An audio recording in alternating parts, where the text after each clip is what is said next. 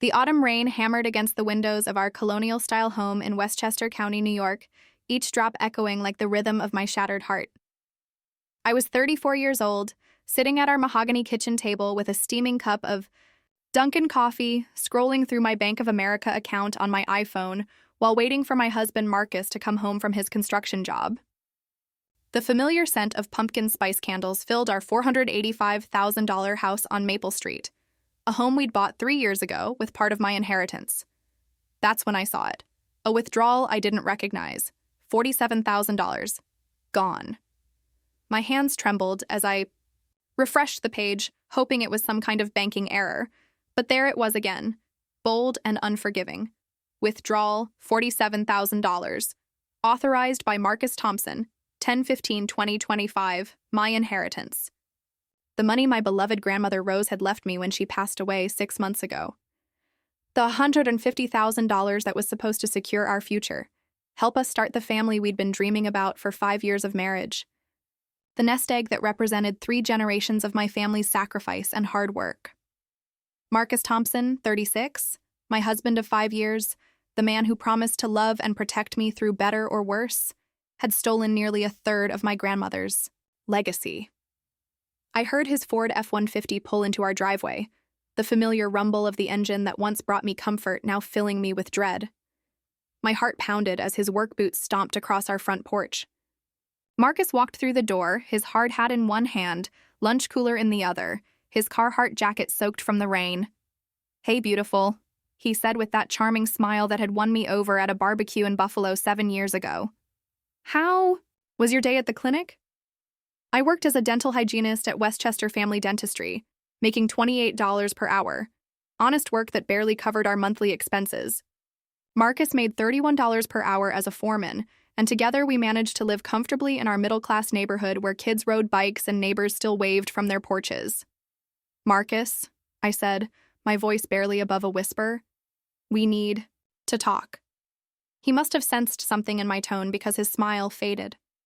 He set down his equipment and walked over to where I sat, his steel-toed boots heavy against our hardwood floors. "What's wrong, Sarah? You look like you've seen a ghost." I turned my phone screen toward him, showing him the bank statement. "This ghost has a name. It's my grandmother's money. The money you took without asking me." For a split second, I saw something flicker across his face. Guilt, panic, maybe even relief that he'd finally been caught. But then his expression hardened, and he became someone I didn't recognize. "Look, Sarah, I can explain." But I was already standing, my chair scraping against the floor, my entire world shifting beneath my feet. The man I had shared a bed with for 5 years, the man who held me when I cried over my grandmother's death, the man I trusted with my heart and my future, had betrayed me in the cruelest way possible. What I didn't know yet was that this was only the beginning. The $47,000 was just the tip of an iceberg that would sink everything I thought I knew about my marriage, my husband, and the life we'd built together. As thunder rolled across the Westchester sky, I realized that the storm outside was nothing compared to the hurricane that was about to tear through our lives. "I needed it for the business," Marcus said, running his hands through his dark hair, a gesture I'd once found endearing but now saw as a tell. "Tommy and I are expanding Thompson Brothers Construction. We got this huge contract to build condos in Yonkers, but we needed startup capital." I stared at him, my mind reeling. Tommy was his younger brother, 32, a smooth-talking guy who'd always rubbed me the wrong way during family barbecues. While Marcus was steady and reliable, Tommy was the dreamer, always talking about get-rich-quick schemes over bottles of Budweiser. "You stole my inheritance for a business deal?" My voice cracked. "Marcus, that money was supposed to be our security, our future children's college fund. It was my grandmother's life savings from working double shifts at the textile mill in Rochester for 40 years. He reached for me, but I stepped back. "It's not stealing, Sarah. It's an investment. In 6 months, we'll have that money back plus interest. You'll see." "Did you forge my signature?" The question hung in the air like poison gas. Marcus's silence was my answer. I thought back to last month when he'd asked me to sign some insurance papers while I was getting ready for work, rushing to make it to the clinic on time. I'd trusted him completely, barely glancing at the documents as I scribbled my name between brushing my teeth and grabbing my scrubs. Those weren't insurance papers, were they? He shook his head, looking down at our kitchen tiles. The same tiles we'd picked out together at Home Depot, dreaming about our future, planning our life. Sarah, please. Just give me 6 months. The Riverside Gardens project is going to make us rich. We're talking about a $2.3 million contract. My share alone will be $400,000. I grabbed my purse and car keys. I need air. I need to think. Where are you going? To see my sister. I drove through the rain to Melissa's house in White Plains, my hands gripping the steering wheel so tight my knuckles turned white. Melissa, 31, was a paralegal at a prestigious law firm in Manhattan. She'd never liked Marcus, always saying there was something off about him, though she could never put her finger on what. When I arrived at her Tudor-style house, she took one look at my face and poured 2 glasses of Malbec. He did what? She screamed after I told her everything. Sarah, that's fraud, that's theft, that's financial abuse. But he says it's for a business investment. Bullshit. Melissa slammed her wine glass down on her granite countertop. Remember what Dad always told us about Grandma Rose? She lived through the Depression. She saved every penny because she knew what it was like to have nothing. That money represents her entire life's work, and he threw it away on some construction. Pipe dream with his loser brother? I started crying then, really crying, the kind of deep sobs that come from a place of complete betrayal. Melissa held me while I soaked her Ralph Lauren blouse with my tears. We need to call the police, she said softly. I can't. He's my husband. He's also a thief. That night, I couldn't sleep. I kept thinking about my grandmother's funeral at St. Mary's Catholic Church in Rochester. How Marcus had held my hand during the service. How he'd helped carry her casket. How he'd comforted me when I couldn't stop crying at the gravesite. Had he been planning this even then? Had he been calculating the value of my grief? The next morning, I called in sick to work and drove to the Bank of America branch on Central Avenue. The manager, Mrs. Patricia Williams, a kind woman in her 50s who'd helped my family for years, looked over the withdrawal documents with a grave expression. Mrs. Thompson, I have to tell you, this was processed as a joint account withdrawal, but the signature authorization required both account holders to be present or provide notarized consent. Your husband came in alone with what appeared to be your signed authorization. Can I see the document? She hesitated. I'm afraid I need to speak with our legal department first. This could be a case of fraud. As I sat in that sterile bank office, surrounded by fake plants and motivational posters about building your future, I realized that my marriage wasn't just over. It had been a lie. The man I'd pledged my life to had been willing to steal from me, to forge my signature, to risk my financial security for a business venture I'd never agreed to support. But what I discovered next would make Marcus's theft look like child's play. Spent the next 3 days playing detective, and what I uncovered made my blood run cold. It started when I decided to dig deeper into Thompson Brothers construction. If Marcus had stolen my money for a legitimate business, maybe there was still hope. Maybe I was overreacting. I was so wrong. On Thursday afternoon, while Marcus was at work, I drove to the Yonkers City Planning Office. The receptionist, a chatty woman named Linda, who'd worked there for 15 years, was happy to help me look up permits for Riverside Gardens. Oh, honey, she said, her face scrunching in confusion. There's no Riverside Gardens project in Yonkers. Are you sure you have the right development name? My stomach dropped. What about Thompson Brothers Construction? Any permits under that? Company name? She typed into her computer. Nothing recent. Last permit was 3 years ago for a small residential addition. I drove straight to Tommy's apartment complex in Mount Vernon, a rundown building where he'd lived since his divorce 2 years ago. His neighbor, Mrs. Rodriguez, was watering plants on her balcony. Excuse me, I called up to her. Have you seen Tommy Thompson lately? That boy? She shook her head. He moved out last month. Said he was going to Vegas to make it big playing poker. Left owing 2 months' rent. Vegas. Tommy was in Vegas while Marcus had used my inheritance for their non-existent construction business. I sat in my Honda Civic in that parking lot, shaking. If there was no business deal, where was my money? That evening, I did something I'd never done in 5 years of marriage. I went through Marcus's personal belongings. In his dresser drawer, beneath his collection of Buffalo Bills t-shirts, I found a bank statement for an account I didn't know existed. Chase Bank, account holder, Marcus Thompson. Balance, $73,000. My hands trembled as I photographed every page with my phone. The deposits told a story that shattered my heart into a million pieces. My $47,000 inheritance wasn't the first money he'd stolen. Over the past 8 months, he'd been systematically draining our joint savings account, moving money into his personal account in amounts small enough that I wouldn't notice. $800 here, $1 and $200 there, $2,500 the month my grandmother died, and I was too grief-stricken to monitor our finances closely. But the most devastating discovery was yet to come. Credit card statements showed regular charges to the Marriott Hotel in Stamford, Connecticut. Every Tuesday and Thursday for 6 months, $189 per night. I'd assumed Marcus was working late those nights, coming home exhausted and smelling like construction sites. I called the Marriott. Yes, Mr. Thompson is one of our regular guests. The, desk clerk confirmed. He usually checks in with his wife around 3 p.m. on Tuesdays and Thursdays. His wife. I was his wife, but I'd never been to that hotel. My hands shook as I hung up the phone. I thought about every Tuesday and Thursday for the past 6 months. Marcus coming home later than usual, sometimes with scratches on his back that he claimed were from work accidents. The smell of unfamiliar perfume that he said came from his female coworkers. The way he'd become protective of his phone, taking it to the bathroom, sleeping with it under his pillow. I needed proof. Real proof. On Tuesday, I called in sick again and followed Marcus when he left work. Instead of heading home to Westchester, he drove south on I-95 toward Stamford.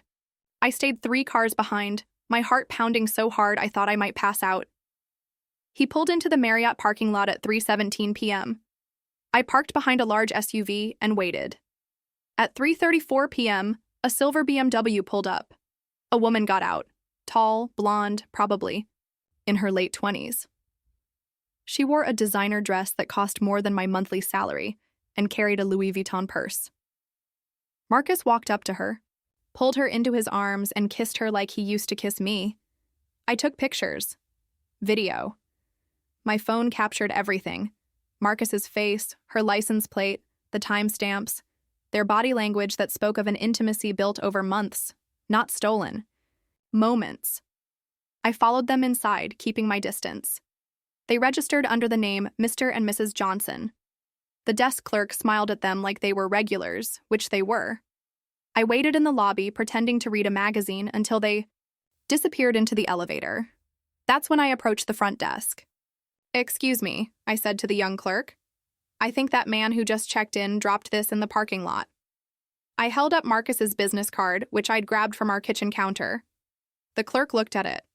"Oh, Mr. Johnson. Yes, he and his wife are very nice. They've been staying with us every week for months. They're expecting their first baby, you know? She's starting to show, the world tilted on its axis, expecting their first baby. While I'd been begging Marcus for years to start a family, while I'd been tracking my ovulation cycles and taking fertility vitamins, while I'd been dreaming of the children we'd raise with my grandmother's inheritance money, he'd been getting another woman pregnant. I stumbled to the hotel bathroom and threw up. Then I sat on the cold tile floor and cried until I had no tears left. When I finally composed myself enough to drive home, I knew exactly what I had to do. Marcus had taken my inheritance, my security, my trust, and my future. He'd stolen money that represented 3 generations of my family's sacrifice to fund his double life. But Marcus Thompson had no idea who he was dealing with. My grandmother Rose hadn't survived the Depression and built a fortune by being weak. She'd taught me that when someone shows you who they really are, you believe them. And when someone steals from you, you don't just get even. You get everything. I spent 2 weeks planning my counterattack with the precision of a military operation. Melissa connected me with her firm's best divorce attorney, Rebecca Martinez, a woman who'd built her reputation destroying cheating husbands and protecting women's assets. The retainer was $5,000, money I borrowed from my 401k because my own husband had stolen my inheritance. Sarah, Rebecca said during our first meeting in her corner office overlooking Manhattan. What your husband did constitutes multiple felonies. Identity theft, fraud, forgery. We're not just talking about divorce here. We're talking about criminal charges. I want everything, I told her. The house, his business assets, his truck, his tools, his pension. Everything, Rebecca smiled. I like your style. While she worked on the legal strategy, I played the perfect wife. I cooked Marcus's favorite meals, buffalo chicken dip and beef on weck sandwiches. I smiled when he came home late on Tuesdays and Thursdays. I even initiated sex, though it made my skin crawl, knowing where he'd been, who he'd been with. You seem happy lately, he said one evening while we watched the Yankees game on our sectional sofa. I've been thinking about what you said. I lied smoothly. About the construction business. Maybe you're right. Maybe this will be good for us. His relief was palpable. Really? You're not mad anymore? I trust you, Marcus. I've always trusted you. The irony wasn't lost on me. Meanwhile, I was gathering evidence. I hired a private investigator, Janet Murphy, a former NYPD detective who specialized in matrimonial cases. For $200 per day, she documented everything. Marcus's hotel visits, his girlfriend's identity, Ashley Morrison, 28, a pharmaceutical sales rep from Greenwich, Connecticut, their pregnancy, their regular dinners at expensive restaurants in Fairfield County, all paid for with my inheritance money. Janet discovered that Ashley didn't know Marcus was married. She believed his story that he was divorced, that his construction business was thriving, that he could provide for her and their unborn child. She was just another victim of Marcus's lies.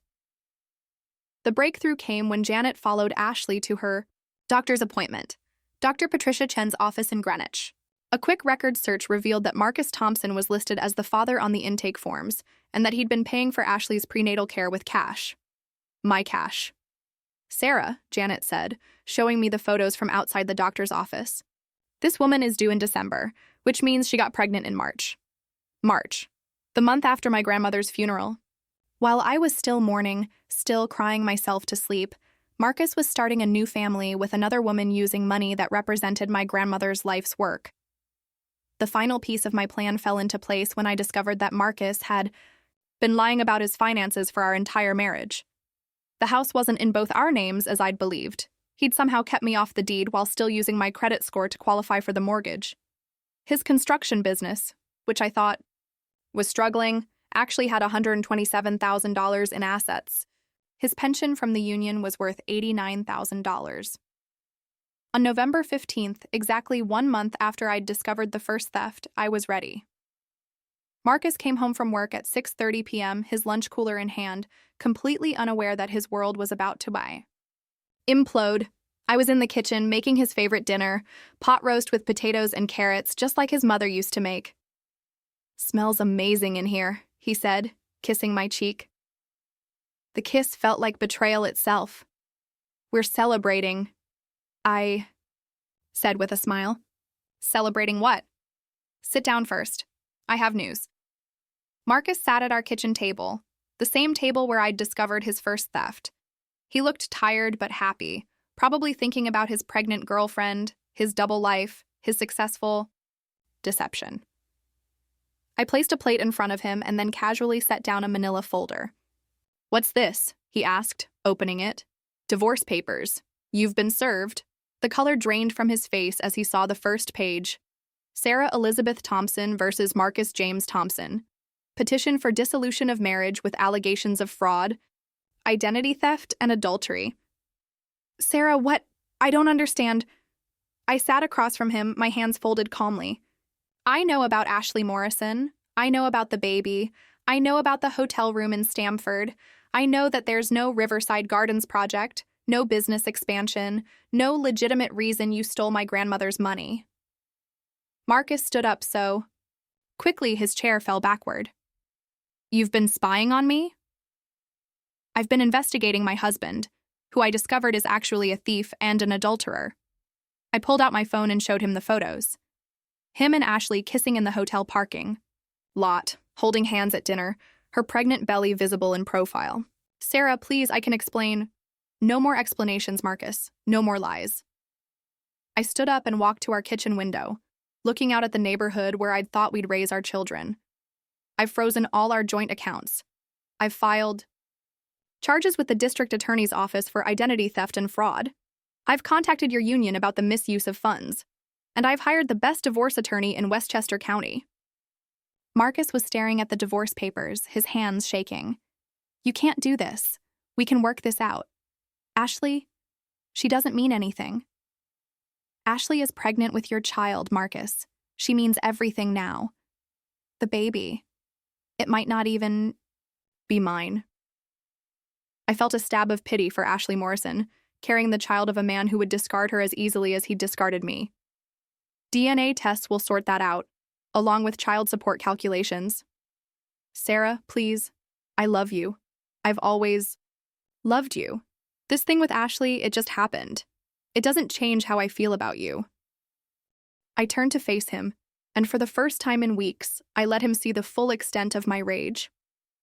You stole my grandmother's money to fund your affair? You used the savings from a woman who lived through the Great Depression to pay for hotel rooms where you got another woman pregnant. You forged my signature and committed multiple felonies while I was grieving the loss of the most important person in my life. Marcus started crying then, ugly sobs that shook his whole body. I'm sorry. I'm so sorry. I'll pay it all back. I'll end things with Ashley. We can start over. It's too late for sorry, Marcus. And it's definitely too late for starting over. I handed him another set of papers. These are from the IRS. Turns out when you steal money and don't report it as income, that's tax evasion. They're very interested in your unreported cash payments to Ashley's medical bills. Marcus looked up at me, and I saw the moment he realized I wasn't the naive wife he'd been deceiving. I was my grandmother's granddaughter. Smart, strong, and utterly ruthless when protecting what was mine. What do you want from me? He whispered. I want everything you took from me, and I want everything you never gave me the chance to choose. That's when I told him about the forensic accountant, the asset freeze, and the criminal charges that would likely send him to prison. That's when I explained how Ashley Morrison was about to learn the truth about her baby's father. That's when Marcus Thompson realized he hadn't just lost his wife. He'd lost everything. 6 months later, I was sitting in Rebecca Martinez's office, signing the final divorce decree. The settlement was everything I'd dreamed of and more. Marcus had pled guilty to identity theft and fraud to avoid prison time, but he got 3 years probation and was ordered to pay $127,000 in restitution, not just my stolen inheritance, but penalties and interest that brought the total to nearly double what he'd taken. The house on Maple Street was mine, along with his truck, his construction tools, and half of his pension. His business assets were liquidated to pay me back. Sarah, Rebecca said, sliding the papers across her mahogany desk. In 30 years of practicing family law, I've never seen a more satisfying outcome. Your ex-husband will be financially devastated for the next decade. Marcus had been forced to move back in with his parents in Buffalo. His construction business was bankrupt. His relationship with Ashley Morrison had ended when she learned he was married and had stolen money to fund their affair. She'd moved back to Connecticut with their daughter, born in December. DNA confirmed Marcus as the father, and was seeking child support from a man who now made $12 per hour at a Walmart in Tonawanda. The criminal charges had destroyed his credit, his reputation, and his ability to get bonding for construction work. He'd gone from making $31 per hour as a foreman to stocking shelves overnight. But my victory wasn't just financial. I have something else for you, Rebecca said, pulling out another folder. Ashley Morrison's attorney contacted me. She wants you to know that she's grateful you exposed Marcus's lies. She was completely deceived just like you were. Inside the folder was a handwritten letter from Ashley. Dear Sarah, I can't begin to express how sorry I am for my unknowing role in your pain. Marcus told me he was divorced, that he was successful, that he could provide for our child. I had no idea he was stealing from his wife to pay for our relationship. I was as much a victim of his lies as you were. I hope someday we can meet so I can apologize in person. Your strength in exposing him saved both of us from further deception. Sincerely, Ashley. I actually met Ashley 3 months later at a Starbucks in White Plains. She was beautiful, intelligent, and completely broken by Marcus's betrayal. Her daughter Emma was gorgeous, with Marcus's dark hair and Ashley's green eyes. He showed me pictures of the house, Ashley told me, bouncing Emma on her lap. He said it was his house, that he'd built it with his construction company. I thought I was dating a successful businessman. We both fell for his lies, I said. The difference is, I had the resources to fight back. Ashley was working as a pharmaceutical sales rep, making good money, but raising a baby alone while trying to collect child support from a man who claimed to be broke. I'd done well in the divorce, but seeing Ashley struggle with Marcus's daughter made me realize that true justice meant more than just getting my money back. That's when I made a decision that would have made my grandmother Rose proud. I used part of my settlement money to establish a trust fund for Emma Thompson Morrison. Not because I felt obligated to support Marcus's child, but because Emma was an innocent victim of her father's crimes, just like I had been. The fund would pay for her college education and give her the security that Marcus had stolen from all of us. Sarah, why would you do this? Ashley asked through tears when I told her about the trust. Because my grandmother taught me that we're only as strong as the women around us, and because Emma deserves better than what her father gave her. I also used my settlement to buy a new house, a beautiful Victorian in Saratoga Springs near my sister Melissa, who'd gotten a promotion and moved upstate. It was a house with good bones, character, and a history of strong women who'd built something lasting. But the most satisfying part of my victory wasn't the money or the house or even seeing Marcus lose everything. It was the woman I'd become. Through the process, I'd discovered I was tougher than I'd ever imagined. I'd learned I could survive betrayal, conduct investigations, build legal strategies, and fight for what was mine. I'd found a strength I'd inherited from my grandmother Rose, who'd lived through the Depression and built a fortune through sheer determination. Marcus had thought he was stealing from a naive wife who would never fight back. Instead, he'd awakened. A woman who wouldn't just defend herself. She'd ensure he faced consequences for every lie, every theft, every moment of betrayal. The last time I saw Marcus was at the courthouse during our final hearing. He looked older, defeated, broken. When he tried to approach me afterward, I simply walked past him without a word. There was nothing left to say. He'd lost everything he'd ever loved. His wife, his home, his business, his future, his relationship with his daughter. And he'd done it all to himself, one lie at a time. As I drove away from the courthouse in my new BMW, purchased with money from the settlement, I thought about my grandmother Rose. She'd always told me that the best revenge wasn't getting even. It was building a life so good, so strong, so successful, that your enemies could only watch from the outside, knowing they'd lost their chance to be part of something beautiful. Marcus Thompson would spend the rest of his life knowing that he'd had everything: a loving wife, a beautiful home, financial security, a future full of possibility, and he'd thrown it all away for lies and momentary pleasures. I'd spent 6 months proving that when you betray a strong woman, you don't just lose her. You lose everything she would have helped you build, everything she would have given you freely, everything that could have been yours if you'd simply chosen honesty over deception. And that, my grandmother would have said, was justice. If my story has taught me anything, it's that we're stronger than we know and more deserving than we've been told. Whether you're a dental hygienist like me, working hard every day to build something meaningful, or you're facing your own betrayal, remember this: you have the power to fight back, to demand justice, and to build something beautiful from the ashes of deception. Don't let anyone steal your inheritance, whether it's money, dreams, or the future you deserve. You have the strength of generations of strong women flowing through your veins, just like I discovered I had my grandmother's resilience when I needed it most. If this story inspired you, please subscribe to hear more tales of ordinary people who found extraordinary strength when life tested them. Share this with any woman who needs to remember that she's not just a victim of someone else's choices. She's the author of her own comeback story. Your inheritance isn't just money. It's strength, wisdom, and the unbreakable spirit that no one can steal from you. Use it well. Hit that subscribe button and ring the notification bell, because every woman deserves to know her own power.